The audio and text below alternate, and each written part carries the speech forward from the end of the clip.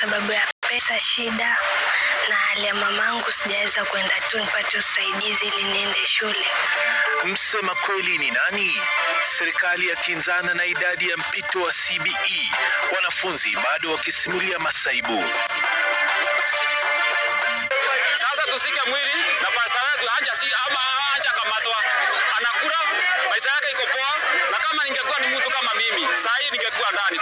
Ghadhabu na kizaazaa Kirinyaga, wakazi wakizuia mazishi ya mwanamume aliyedaiwa kuuawa na kasisi.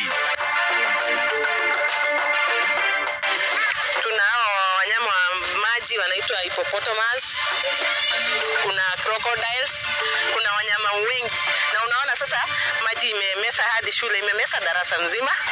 Hatari ya wanafunzi na walimu Baringo Kaskazini baada ya ziwa Baringo kuvunja kingo na kuharibu barabara.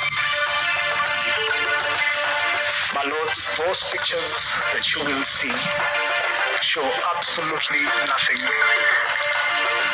but an election in makeshift ballot offices. Na Rigathi Gachagua atoa 11 huku kesi ya kubanduliwa kwake ikiendelea mahakamani. Karibu kwenye taarifa zetu. Yula Nzale ananisaidia kwenye matangazo hayo.